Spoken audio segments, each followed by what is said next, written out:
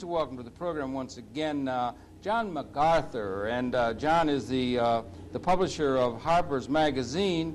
And if I may, right at the outset, right before we even get right into it, I'd like to just let know that he's also the author of a recently published and extremely interesting and relevant book called, let's show it right at the outset, Second Front, Censorship and Propaganda in the Gulf War. And John MacArthur, welcome once again to Conversation. Thanks for having me. This has been a book that you put attention to. I wonder if maybe we could start talking about the book right at the beginning. When did you get the idea of doing it? Had it been sort of festering there in your mind, or how did it come about? And well, I know it was a work that took a great deal of time. But when did the idea of writing a book and taking a look at this question of censorship and propaganda in that war dawn on you? Well, I have to be honest, somebody suggested it to me, and they suggested it to me because Harper's magazine had been one of the plaintiffs in the lawsuit against the Pentagon over the censorship restrictions that were imposed before and during the Gulf War. And actually they called up, this editor from Scribner's called up Sidney Schanberg, who was also a plaintiff, and he said he didn't have time to do it, and why didn't she ask me? Yeah. So I said, well, I'm a writer. I've never written anything as long as a book, or obviously made that big a commitment, but I'll give it a try. So I wrote a book proposal, and it was accepted by Hill and Wang, actually, in the end. And I just went to work on it very fast. I mean, it's the sort of thing where if I thought about how much work it was going to take, I might not have done it, but I just plowed ahead and did it. And my interest in censorship, though, goes way back. Yeah. I mean, I was involved in the Salman Rushdie affair and mobilizing support for Rushdie, and I'm involved in several organizations, Article 19. Yes, right. If there's a censorship issue, I tend to be involved in it, a major censorship issue. And I do it because I'm a publisher. I do it on principle. Yeah. I'm a practicing journalist. Yes, indeed. And I also was against the war. Yes. I was just appalled by the Gulf War. I've said to people, I suppose if I were a criminal lawyer and I had to defend the behavior of the United States in general during that period, which in so many ways was just sort of mad, mad. I'd plead temporary insanity.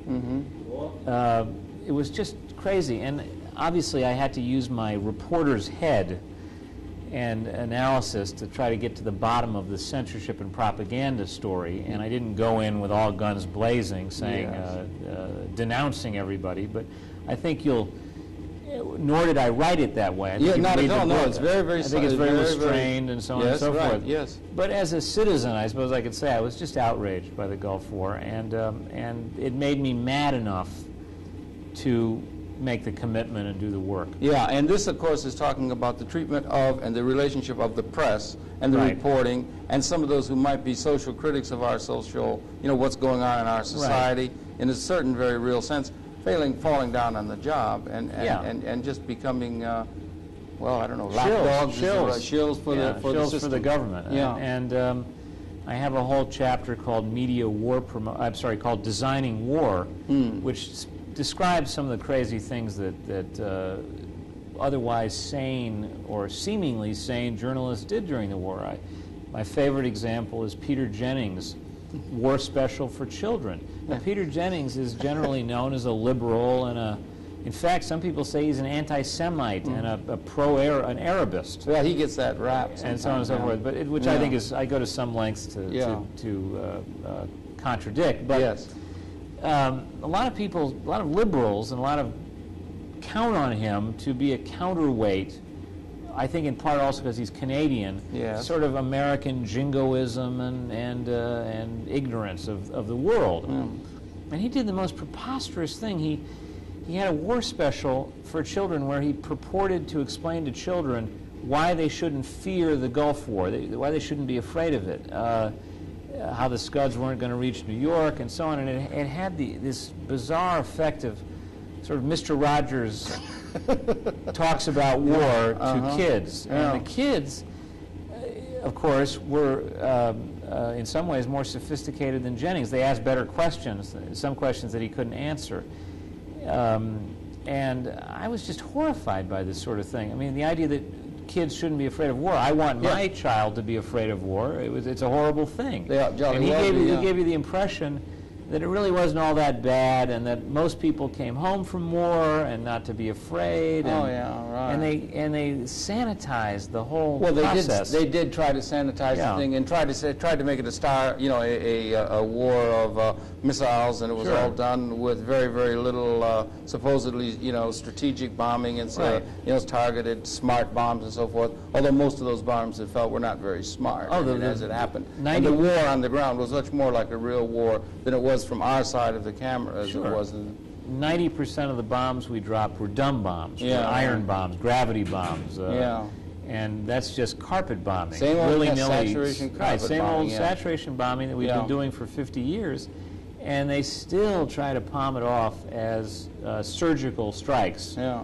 Whatever they call it, surgical strikes and pinpoint accuracy. Yes, and how many times do we see it going down the chimney of a particular building over and over? And of course, if you see that again and again, and nobody on television, nobody in the newspapers really challenges the premise, then people are going to start believing it and say, well, gee, after all, we did fight a clean war. We did fight a brilliant technological war where nobody got killed, really. Nobody on our side got killed. But even the people who were killed on the other side, it's all in the abstract. And sure, we may have killed a lot of Iraqis, but we didn't kill too many civilians. You'll hear that again and again, that we were very careful not to kill civilians. But of course, we did kill civilians. We killed thousands of civilians, maybe 3,000 or 4,000 directly. And we bombed the sewage plants in Baghdad. For reasons I cannot fathom. And of course, when the sewage system breaks down in a major city, dysentery, typhus breaks out all over the place. People are drinking polluted water, and people can't get typhoid and typhus and cholera, and a lot of children died. Thousands, we don't know how many, died after the war from that. There are people still suffering as we talk here in the fall season of '92 from the continuing blockade and so forth, and the continuing animus that's being directed against that country, and the continuing war beat, if they can, of drums and propaganda against this enemy that seemingly seems to be one that we have found in order to stir, is that part of it? To stir the enemy syndrome within the American society in order to have an enemy by which we can, since our enemy in the Soviet Union and Moscow seems to have gone away, we need to have a new one. Was there part of that, do you think, in terms of this war effort that went on? Yeah, I think George Bush is very much in the Wilsonian tradition. He's in the tradition of Woodrow Wilson, which was once described by Robert Nisbet, a great historian, as assuming that everything America touches, she makes holy. Yes, right. That simply by showing up, even if we kill hundreds, thousands, whatever, tens of thousands of people, America's inherent goodness will improve foreigners, will make foreigners more civilized. The American white man's burden. Well, whatever, and it's crazy, but it's sort of invented by Woodrow Wilson. It drives us into World War I.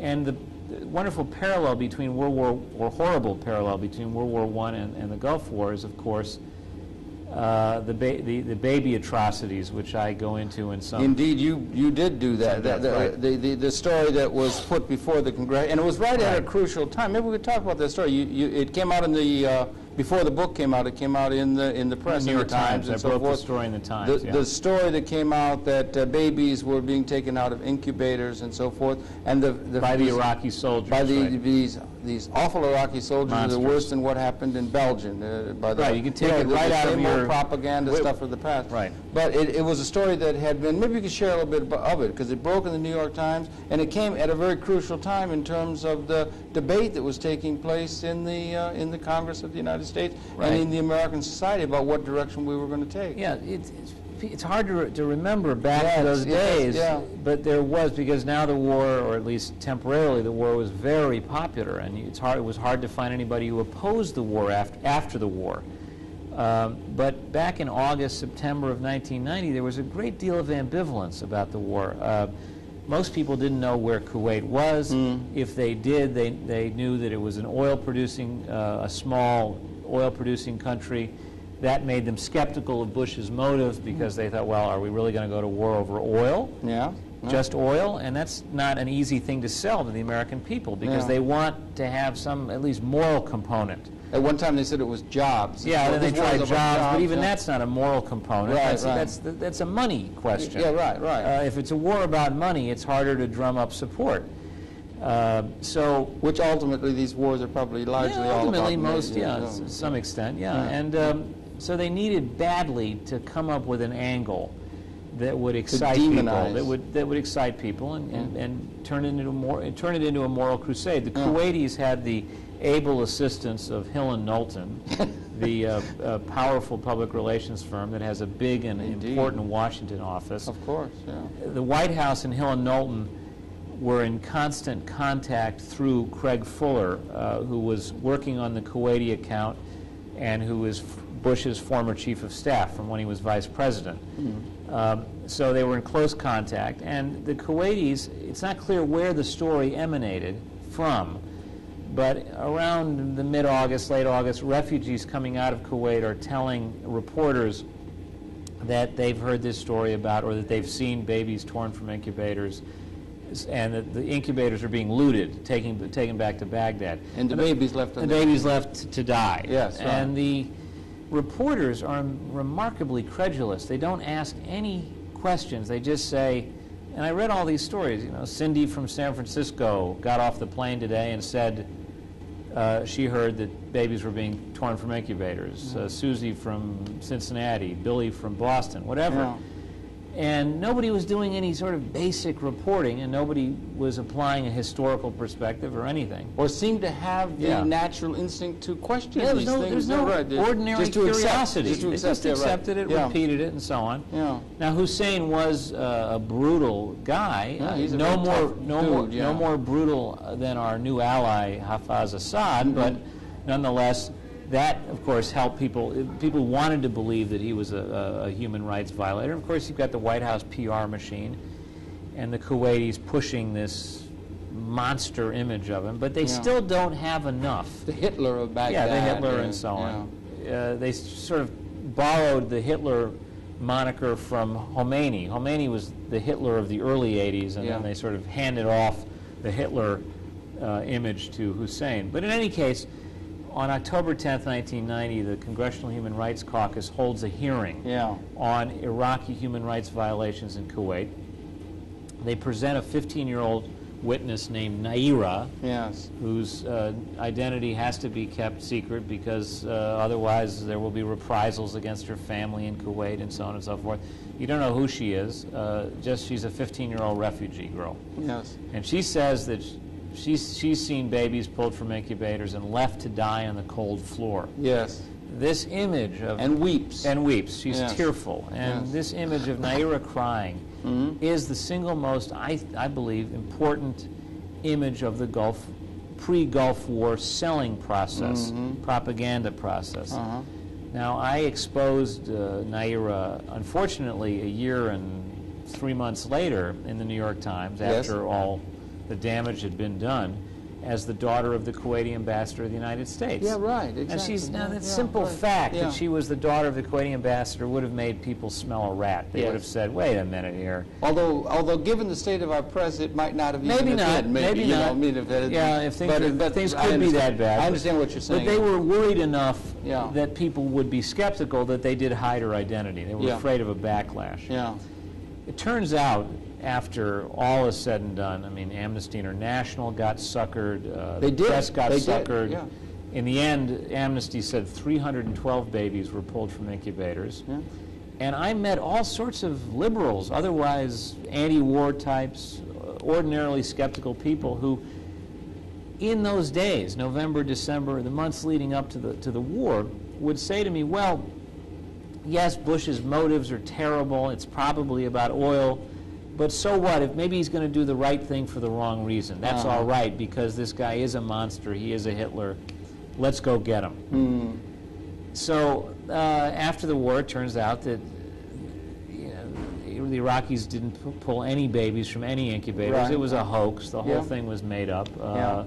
There isn't a shred of evidence that anything like that happened in a hospital. Yes. The Iraqis did kill people during the occupation. Yes, right. They did not commit many of the atrocities that were blamed on them. Yeah. At one time, there was a claim that 1,000 people had been killed during the occupation, 1,000 civilians. In the end, it was 300. Mm-hmm. No babies were killed. Yeah. No hospitals were interfered with. Medical care went on as best it could under the circumstances. Yes. And I maintain that the Senate vote was swayed by the fake baby incubator atrocity. And that vote was very close. We had the defense. We had the former Defense Department people, or the heads of Defense Department, who were against it. Right. I think Colin Powell. Colin Powell was against it, although we didn't know it at the time. Yeah, many heavy-duty forces were against that, and it was very, very close about the idea of the ground war. But so it was a rather close call. It was the Senate war resolution passed by 5 votes. It would have been 4 had Senator Cranston showed up that day. He was undergoing chemotherapy and would have gone to vote if he could have had an effect. He would have showed up that day. But he knew it was the resolution was going to pass. Yeah. 6 senators cited the baby incubator atrocity as a specific, important reason for voting for the Gulf War resolution, and several others mentioned Iraqi atrocities in general. And that's not the only one that was fake. No. There were others. Well, it could go back. It could go back. Fake, some people have said the first casualty of war is the truth, right, or something like that. Always we have this. As soon as you go into a wartime situation, I suppose, since we've been tribes from the beginning, it begins to go where you must demonize the enemy. This kind of thing does go on, but one wants to try and understand these things, as you say, as a rational reporter or as somebody who's trying to understand the truth. And there was also precedent for this in the fact that some who begin to wonder what exactly was all of this business with April Glasby, and the fact that the way seemed to have been left open for the Iraq High Command or the Iraq leadership to think that we would look the other way if the Kuwait was going to be invaded, and what was going on. And now these things that are coming out, that we've been supplying Iraq for a long time, and with weapons and so forth, so that the picture is a very, very clouded one, and is one that really cries out for there to be more understanding of, and yet they gave us these flags and propaganda and led us around like so many sheep, and we just went around and were led around like a nation of sheep, in the words of a famous book written not too long ago about the fact that we seem to be able to be led around so easily. And this is the thrust of what your book is, and the press will go along with it. Although I will say that we did learn from Vietnam. We're not as sheep-like as we were in 1964 when the Gulf of Tonkin resolution, which was passed based on an event that never happened, the attack, the invented, the manufactured attack of the North Vietnamese gunboats on American ships in the Gulf of Tonkin. That resolution, which was based on a fraud, passed by 88-2 in the Senate. Only Wayne Morris and Ernest Greening of Alaska voted against it. Remember, this time, even with a full-blown, full-bore propaganda campaign, the war resolution passed by only 5 votes. So people have learned, they have become more skeptical, but not enough. And the press behaved disgracefully throughout the whole matter. I can't think of a single important story about the Gulf War or the period building up to the Gulf War that was broken before the war ended. There have been several good stories broken afterwards. Not just mine, but Mark Miller's, and a story about how Schwarzkopf said we'd blown up all the mobile Scud launchers. In fact, we didn't hit a single mobile Scud launcher. They were trucks. The ones that Schwarzkopf was showing on the big screen in Dhahran were just trucks, not mobile Scud launchers. Patrick Sloyan of Newsday broke the story about the Iraqi soldiers who were buried alive by earth-moving equipment, basically. Little by little, things are coming out, but if they come out piecemeal, they don't, and long after the fact, of course, they don't have the impact that they would have if we knew about them when they were happening or during the pre-war period. And then Mr. Bush saying we've licked the Vietnam syndrome. which was just something that really was caught in the craw of anyone who had a remembered the Vietnam situation and the situation that there was, that we were the light of good, as you were saying, or the forces of light and good, and that we were against the forces of evil. We were winning, and we were able to proclaim ourselves and give ourselves a sense of congratulatory, hearkening back perhaps to the glory days of the Second War or something of that sort, that briefly did resonate in this country, but now that has dissipated among the broad general society. Well, the Gulf War was loaded with World War II imagery. The whole idea of a great Allied coalition, the Americans, the British, and the French, when in fact it was the Allied contribution to the war effort, such as it was minuscule. Yes. I mean, the United States sent more women than the British and the French sent in total.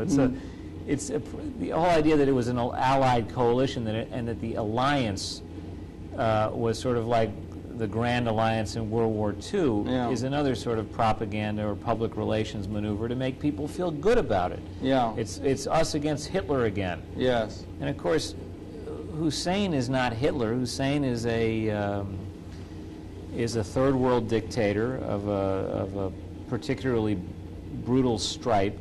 But he's no different from a number of other third world dictators that the United States has supported and continues to support. My favorite but we example, supported him. Including Hussein, and the Kuwaitis, of course. Had supported them against Iran. He's sort of a bigger, badder version of Noriega. He's a client. Or he's a client of the United States who strayed off the reservation and had to be disciplined, brought back in, punished, and so on. We were tougher on Noriega. We actually went and arrested Noriega. In this case, that's right. We killed 30,000 of his soldiers and destroyed a lot of his machinery, but we didn't kill him, or didn't arrest him, rather. Was that was just cause? Right? That was a just cause. That was a just cause, and eliminated a working class section of Panama City where many were killed and burned it to the ground. Burned it to the ground, and we also had a particularly interesting relationship between the press there and also in Grenada. Right. And when we did the Grenada, there was a precedent there in terms of the press being gun to be muzzled and led around in pools and so forth. In fact, there was blackout. The first 2 days there was a complete blackout, and then they threw together a pool at the last minute and sent the reporters over after the fighting had ended. And there's an interesting connection there in that since that was such a poorly covered operation, it would have been interesting to know more about Schwarzkopf's role in that operation. He was deputy commander of the Grenada invasion. That's right. And apparently, according to military analysts whose work I've read, it was a very badly run invasion. It was botched. A lot of people died needlessly, and there was massive overkill. We sent I don't know how many thousand troops to overwhelm about 300 Cuban construction workers. Insane, just mad. Well, it's a mad, but no one saw it. Mad world. But no one saw it. And so we're not really able to make the conclusions we might draw the conclusions we might if we had an accurate record of what happened. Your book starts out with the representatives of 4 major television networks calling upon Prince Bandar, or here the Saudi Arabian ambassador to the United States, in order to get visas and working this whole question of the dance that's going to be involved with the press in reporting. In the case of Grenada or in the case of Panama, just to go to not too far back in history, was there gutsy opposition to the government's insistence that they have control over the reporting of the events that were surrounding a war situation, or have they begun to cave in, or what is your sense of that? There was some attempt to do that. Have there been sufficient attempt? Was there an attempt to assert the right of the Fourth Estate, as it were, in the Grenada case? Well, in the Grenada case, there was very little from Panama, very little from Grenada. In Grenada, people complained. There were bitter complaints that they had been left out of the operation entirely. You see, the Pentagon didn't even tell their own PR men that they were invading, and a couple of people resigned on principle because they were put in a position where they had to where they lied to reporters unwittingly. They'd say, "No, there's no invasion," and in fact there was, and their own bosses had lied to them. So yes, there are complaints, but the sad thing is that the press is so easily bought off, so easily placated. The Pentagon said, don't worry, from now on we're going to have a pool system, and we'll guarantee that a pool of reporters will always be sent with the troops at the time of the invasion, so that they will be able to cover the story. We promise. Now, there won't be any competition allowed. You have to share your reports with everybody, but we will promise that to get your people over there. And so they said, all right, we'll do it, we'll play along, and so on. And in Panama, they send a pool after the invasion has begun, several hours late. They get to Panama City, and they place the reporters on a military base where they're confined, essentially, to barracks. They're not allowed to go out and watch anything. Right. So at this point, the press, again, they say, well, gee, you're not playing fair. The press? The press says, you promised. They say to Pete Williams, you promised it was going to be different. And these are people at high authority in the press? You know, these are people in positions of great authority in Washington bureau chiefs and major news bureaucrats, supposedly skeptical, professional skeptics. Yes. And Pete Williams says, oh, I'm terribly sorry. It was all a mistake. We'll never let that happen again. We apologize, and next time we promise the pool operation is going to go better. And of course, we get to the Gulf War, and they go through another round of negotiations leading up to the Gulf War. And as I detail in the first chapter, the reporters, the bureau chiefs of the major networks and newspapers remain utterly credulous. They just say, well, Pete, okay, you promised you're going to do this. Now, are you going to give us enough visas? Can we get enough reporters over there to do the job? Yes. And they dole out the visas like good press agents. It's sort of like a Broadway press agent doling out tickets to the theater. The problem is that when the reporters show up at the theater, it's dark. The stage is dark. There's no play. There's nothing to watch. There's just a guy in a uniform with a pointer telling them, well, this happened today and this is going to happen later, and you just have to take our word for it. And they report from hotels. And they report from the hotel, and they report from the briefing room, and you might as well cover the story in Milwaukee. There's no reason to be there. They have some great term you used. I can't remember it now. Maybe you can help me out. But it was an unescorted reporting. Or that's called unilateral. They call unescorted reporting is called unilateral reporting. And the unilateral that's where you reporters, don't have a go ahead. Right. You don't have an escort, and the unilateral reporters are few and far between. There are a few brave souls like Bob Simon of CBS. And Chris Hedges of the New York Times, and Carl Nolte of the San Francisco Chronicle, who try to go off on their own and do their own reporting. They don't want to play the game. Well, they want to see it for themselves. They want to see it for themselves. They want to do, in the grand tradition of the war correspondent. Simon gets picked up by the Iraqis, unfortunately. But the other unilaterals, like Hedges and so on, they get arrested by the United States Army. For doing wrong. And what's more frightening is that the press itself managed all this. They put major reporters or major news bureaucrats in charge of the pools. That's what the Pentagon had them doing, and to a large extent, the press policed itself. They turned in their own cheaters. It was like the Boy Scouts. If somebody broke the honor code, like Simon or Hedges, everyone said, "Tut, tut, tut, that's not the way you're supposed to behave."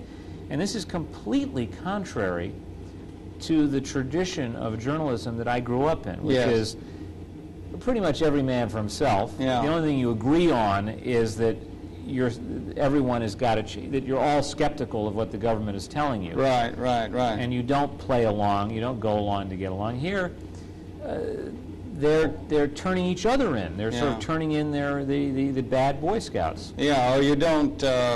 You have some references to what is called suck-up journalism. That is, that they're going to try and get close to the source. They have to be close to the source in order to do that, so that the fourth estate, which is supposed to have an independence in order to inform the citizenry, is really in bed with and is part of the same overall operation of informing or bilking or leading astray or propagandizing the American people. And if anybody thinks that I'm some radical, off-the-wall, left-wing subversive, please be reminded that the person who coins the phrase "suck up journalism" is Dan Rather. Amen. In a long interview with me. Yes. It's not as though the smarter, sort of somewhat more sophisticated people in journalism don't know what's going on. They know very well what's going on. But they also know that the reward system in journalism has changed in the last 10, 15 years. 10, 15, okay. Yeah, I'd say it's yeah. gotten worse. There was a brief flowering of investigative reporting or skeptical reporting after Vietnam because people rightly said that we were lied to about Vietnam. Lied to in spades. Absolutely. And we were never going to be fooled again. And then Watergate confirmed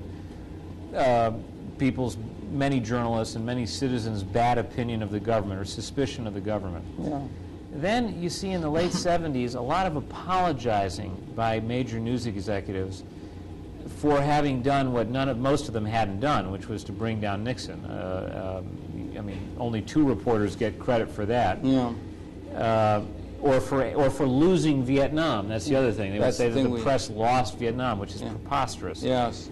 And you start seeing people apologizing and sort of saying, gee, we'll never be that irresponsible again, when in fact that's what the press is supposed to be. The press should be irresponsible. The press should be obstreperous and difficult, challenging, unpopular.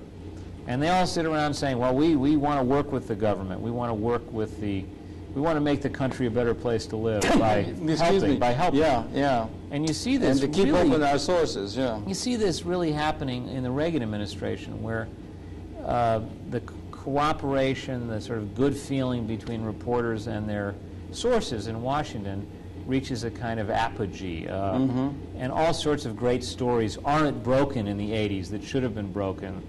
Iran-Contra was broken by a Lebanese newspaper. That's right. Not an American newspaper. That's right. And there's ample evidence that the reporters who were on to Iran-Contra were squashed by their bosses. Bob Perry of the AP is the most Bob Perry and Brian Barger of the AP are the most spectacular examples of people who were on to that story. So there's a kind of there's an institutional urge to apologize for Watergate and Vietnam, as though the press could take full credit for having ended the war and brought down Nixon, which they shouldn't and can't. And this extends into the negotiations with the Pentagon over censorship. Nobody wants to be blamed by a powerful politician for having obstructed the war effort again.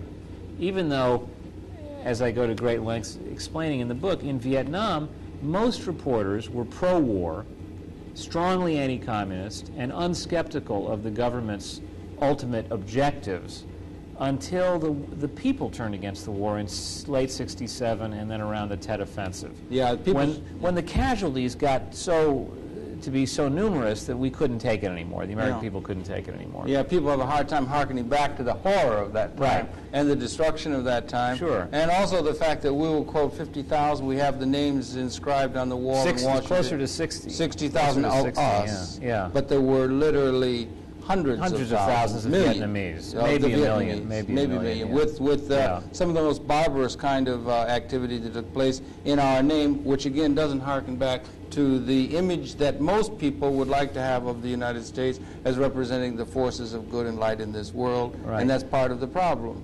That's one of the most offensive things about the Gulf War is the notion that Vietnam could somehow be exorcised from our national history.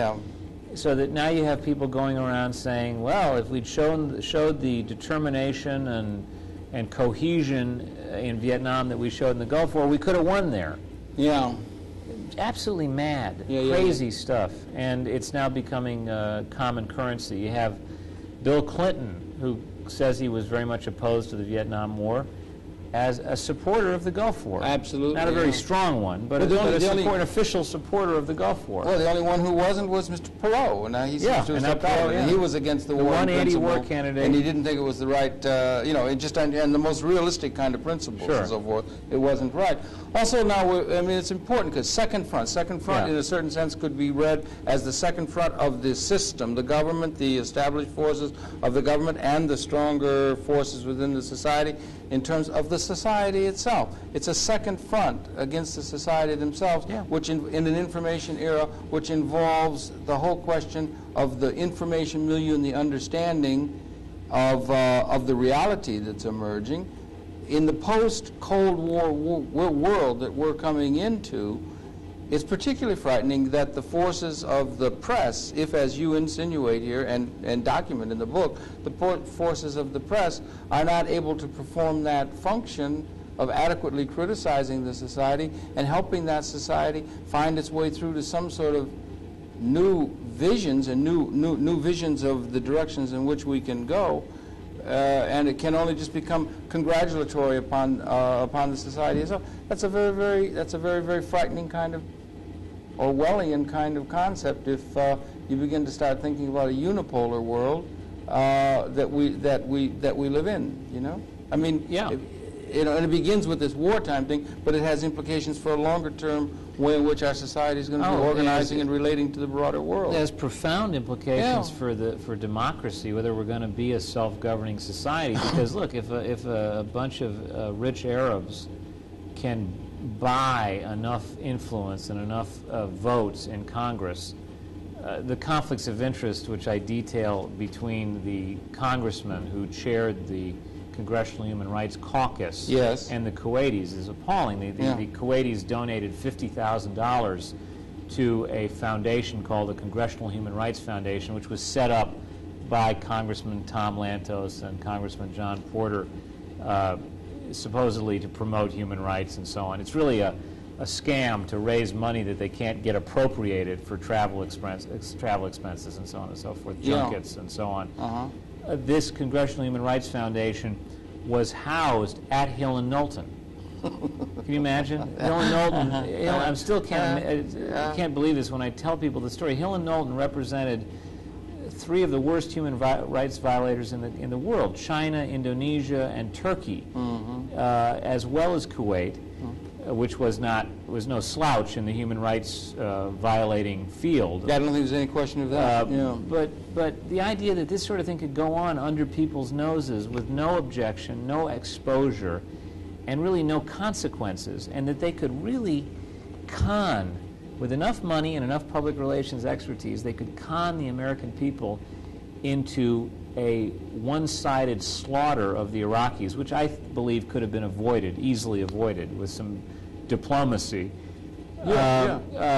to satisfy the vanity, the ego, the world ambitions of somebody like George Bush, is very, very frightening. And that's what it is, and it could be done again. It could be done again. And apparently the American people would be gullible enough, and the press, that is supposed to be, in a certain sense, a guardian of the truth, and and that sort of thing, would go along and become part of this process. Is very, very frightening. Oh yeah. I'm afraid it could happen in Yugoslavia.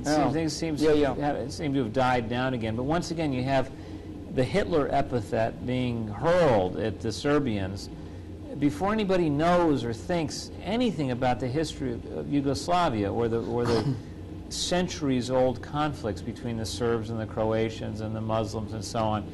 I'm not excusing the Serbian actions, which are terrible, but there's just, people are too quick to jump at the hot buttons of propaganda. Somebody says Hitler, they're behaving like Hitler, these are concentration camps, and everybody suddenly is banging their fists on the table, and you see Gene Kirkpatrick on McNeil Lehrer calling for blood and military intervention and so on, and nobody thinks, nobody debates, nobody asks any questions. It's just too facile a way of deciding policy, of deciding national foreign policy, American foreign policy. And the media becomes so powerful now with the television and with the capability of television, and the powerful media tends to be seen increasingly as part of that overall system as relates to the broad general citizen. We were just speaking earlier that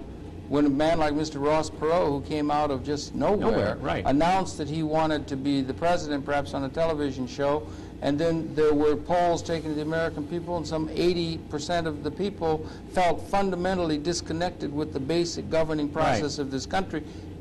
Los Angeles happens. Right. There's a tremendous sense of discontent within the society, and these weapons of propaganda and manipulation could begin to be utilized in terms of the domestic operation of our society as well.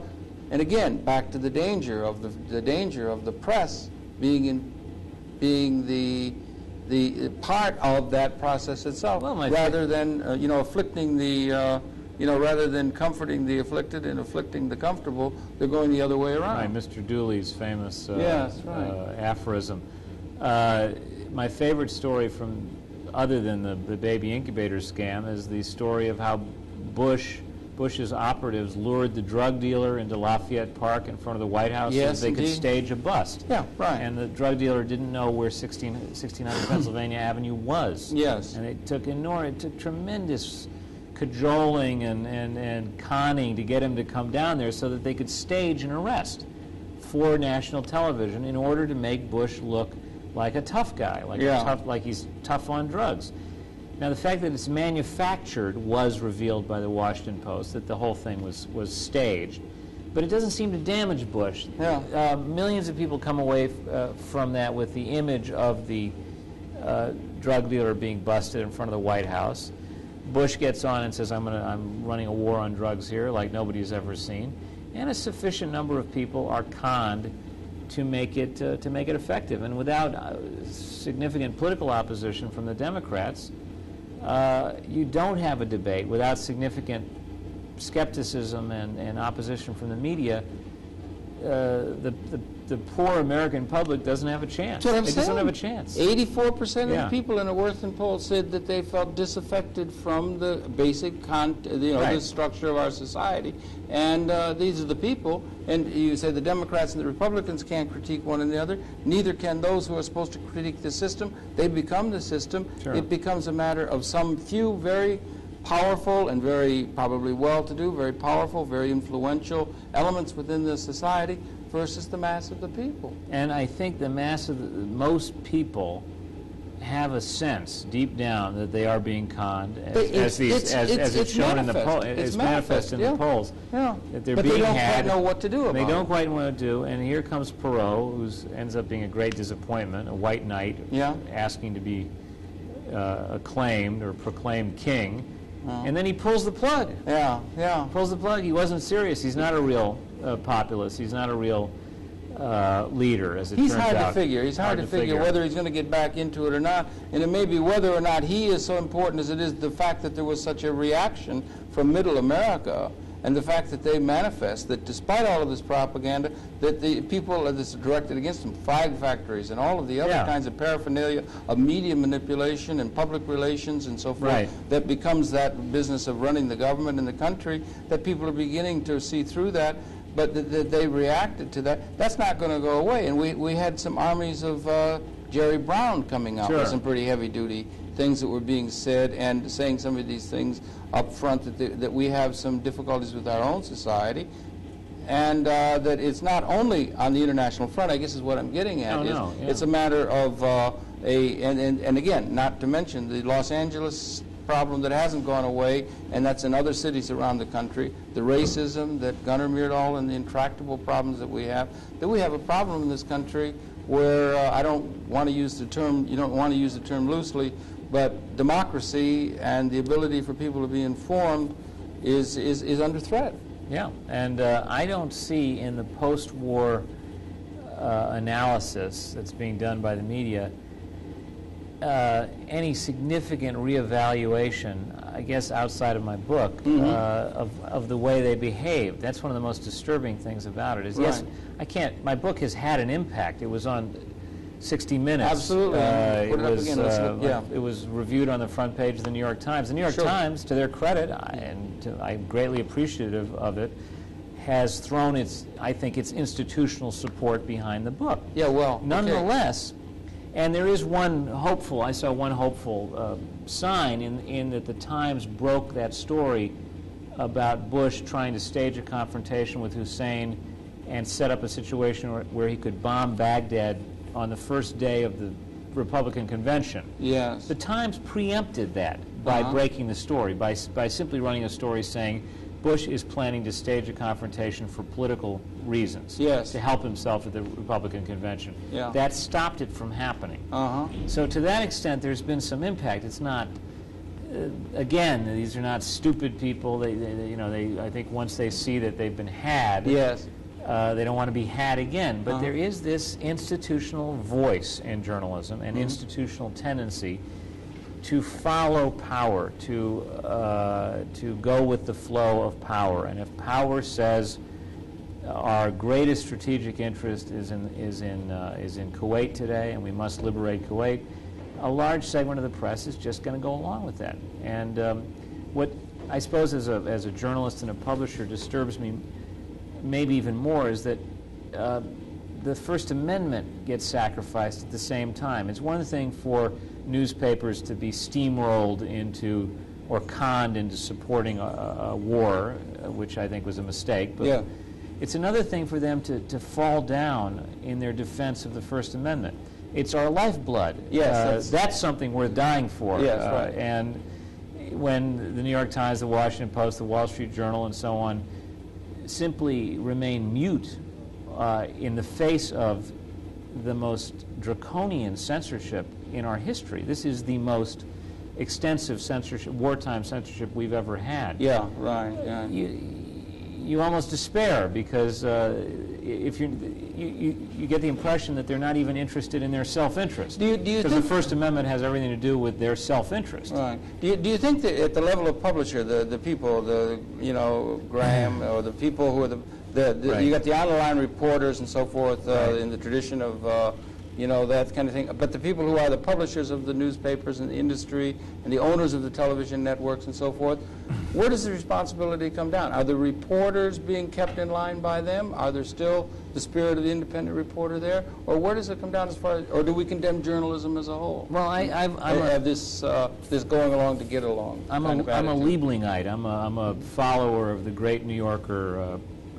press critic A.J. Liebling, yeah. who came up with the famous line, "The freedom of the press is guaranteed only to those who own one." Was that Liebling? Oh, that's Liebling. Yeah. And he always placed the responsibility for bad journalism squarely on the shoulders of the owners, which is really where it should be, because the owners get what they pay for. Obviously, if I'm the publisher of Harper's Magazine, I right. want a skeptical, tough-minded, contrarian magazine.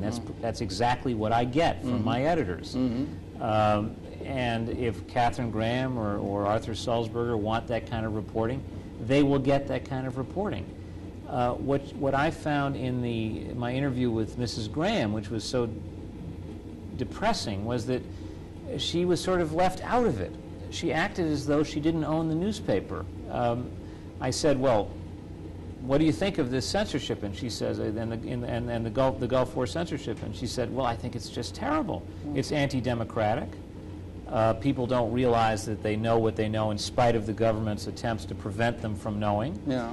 So I said, well, given what you know, what did you do about it at the time? And she said, well, nobody asked me to help. I just didn't. I didn't think there was a problem because no one asked for my help. Yeah. And I'm thinking to myself, my God, she only owns the newspaper. Yes. So I went and I asked Ben Bradley, who's the most famous newspaper editor in the country, and supposedly a real tough guy. He doesn't take any nonsense from anybody. And I said, Mr. Bradley, I said, where were you when all this was happening? You knew that the military had shut you out in Grenada and Panama, and were probably planning to do the same thing. Well, I didn't want to get involved because I have too high a profile, and it would have made me the issue and not the First Amendment. And I said, well, what about Mrs. Graham? She says you didn't ask her to help. And he said, I didn't want her to help. I don't want her involved in politics. I said, this isn't just politics. We're talking about the First Amendment. We're talking about censorship. Did you then go down the hall and talk to Mr. Woodward? Or? Well, Mr. Woodward was a great disappointment as well, because in the end, he sat on one of the most important stories of the Gulf War until his book came out. The fact that Colin Powell was opposed to the war. He was opposed to the military option. If you believe Woodward's book, Powell did not want to take the military solution. Sure, right. He was pro-sanction, I guess. Over a whole line of Right. former defense secretaries. Sure, Right. and Woodward knows this and sits on it until after the war. And as I describe in my book, he's asked about this by Bob Edwards of NPR. Well, gee, you do work for a daily newspaper. Don't you think it would have informed the debate had people known that the most important military man in the country was opposed to the military option? And Woodward sort of waffles and said, well, it's not like Watergate where there was some great crime being committed. I didn't think it was necessary. Well, there were some people who felt that it was a crime. Some people felt that there were international crimes that were involved. But whether it was a crime or not, there was a great loss of life. And sure, but whatever your opinion on the Gulf War, whether it was right or wrong, you can be angry at people like Woodward for his arrogance, his condescension toward the democratic process. It's not the job of a reporter to decide what the citizenry is allowed to know. It's the job of the reporter to get the information out and let the citizens use it. Well, this is very decide what they're going to do with it. Yeah, and it's as though the most fundamental civics lessons had been forgotten by Mrs. Graham, by Bob Woodward, by Ben Bradley. That's very depressing. That's at all levels. Then did you find the same in the electronic media? Oh, sure. You've got Peter Jennings saying, "Oh, gee, you embarrass me to the extent that I don't really have enough time to deal with these issues of the First Amendment and press freedom." It is interesting to me in your book. If I know I read that you sort of. Go ahead. I'm sorry. He just doesn't come up on his screen. Right. He just doesn't think it's important. Yeah, and the management there. But you did interesting say that Dan Rather seemed to want to talk to it and seemed willing to talk to the issue, and in fact coined this very, very interesting term, which he said was altogether too characteristic of the media as it's emerging. Right. Rather came up through a system where he felt he was rewarded for at least appearing tough and asking tough questions. And he came to prominence during Vietnam and Watergate when it was more fashionable to ask the president nasty, difficult questions. Now he finds himself in an atmosphere where he's got bosses who tell him that he's too rough, he's too hard around the edges, and couldn't he be more like the anchor man in San Jose, California, who makes everybody feel good? And he seems genuinely mystified. But he can't do anything about it, of course, because he doesn't own CBS. Lawrence Tisch owns CBS. That's right. And there's no indication that Lawrence Tisch is particularly interested in First Amendment issues. Yeah, and he certainly didn't stand up on the Gulf War and didn't or Grenada or any of these. Well, I don't. He came into CBS after Grenada. He didn't stand up on Panama. You're right. Yeah. And Harrison Salisbury, who's one of my heroes. Yes. And is 83 years old and has got more energy than most of the 35-year-old reporters I know. He says to me, asks rhetorically, where are the spokesmen, the owners, the publishers on the great issues of the press? Where are they? He says, I remember in the 30s and 40s there were people like even Hearst, Robert McCormick, the crazy right-wing publisher of the Chicago Tribune, was a real tiger on the First Amendment. John Knight. There were some newspaper publishers who were sort of well-known figures and spokesmen on press freedom. Now, the only publisher anyone's ever heard of is, as I say, Mrs. Graham, and Mrs. Graham was nowhere to be heard or seen during this great crisis. And you can see in this, coming out of this war, I mean, we're talking about the Gulf War and so forth, we can see a tendency that, again, to underscore it, a tendency that is a very frightening one of the means by which the society might critique itself and the First Amendment have real meaning. Well, Nicholas von Hoffman says, in a sense, is a very eroded. Sure. Nicholas von Hoffman has a very funny line. I interviewed him about this, and he said, Colonel McCormick, the Tribune publisher, fought like hell to defend the First Amendment because he had a use for it. He used the First Amendment. He said all sorts of right-wing, isolationist, and sometimes racist, bigoted things in his newspaper, which got a lot of people upset. He needed the protection of the First Amendment, in a sense. Now, newspapers are so bland and so middle of the road and so careful not to offend anyone. I suppose they don't think they need the First Amendment anymore. They don't say anything controversial enough to to require the protection of the First Amendment. So it's becoming, and Ben Bagdikian has shown that the concentration of the ownership of the media, particularly the electronic media, which is so powerful, is becoming ever more so now. It's becoming ever more so, so that's a major danger. So we have these tremendous technological capabilities, cable, fiber optics, sure. hundreds of channels, capacity right. for there to be the possibility of a variety of flowers to bloom, and yet they seem to become more and more constrained and more constricted in terms of what they're going to allow themselves to do. Right, with all the fantastic options, information options open to Americans today, the characteristic, the main characteristic of the news is its sameness, its uniformity. I would maintain that if you lived in New York in 1957 with very little television, no cable, you had a much wider variety of information, of choices, of editorial opinion, and so on, than you have today. I really would. I mean, you had 7 or 8 daily newspapers of varying political points of view. You had many magazines and journals of opinion. People read more books. Now, with all the options available to people, I don't think you have the diversity that you had then. You have a terrible sameness, a terrible dullness. I call it the institutional voice, yes, as opposed to what I prefer, which is the inflected, honest journalistic voice, the one that says, I know something because I saw it. Yes.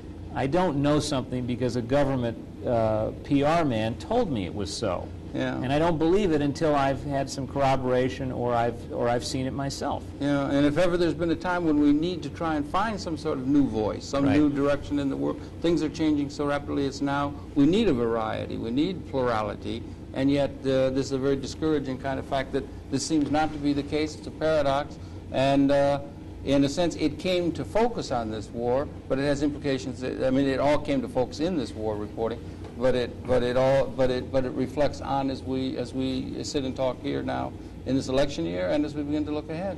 Well, you discouraged, or as I said, I was encouraged by the one-time story preempting the airstrike on Baghdad. I said, now I picked up the newspaper that day, and I said, now that's progress. They didn't report the fraud after it occurred. They preempted the fraud. Right. And I thought that's terrific, and maybe with public opinion turning against Bush, we're going to see a little bit more skepticism in the press. So I need to be optimistic in my business. I mean, I don't just give in. Yeah. And I suppose the Perot phenomenon makes me a little bit more optimistic. For all that was wrong with Perot, he did act as a lightning rod for dissatisfied Americans, and he scared the hell out of the two political parties. That's right. Well, they shook things up, and well, they should have. And so, we could go on talking. Listen, I want to just really thank you, first of all, for coming in. It's a pleasure. Sure. I'm glad you come in. And I want to show we're running right out of time. It's called, again, Second Front, Censorship and Propaganda in the Gulf War by John MacArthur. It's by Hill and Wang, and recommended, obviously. Very, very good. John, thanks very, very much for coming in. It's been your pleasure to have his perceptions. We invite you to tune in again next week. We'll be coming back on Conversations. That's it for this particular segment. We'll see you next week. Once again, John, thank you very much indeed. Thank you. Good night. We'll see you next week.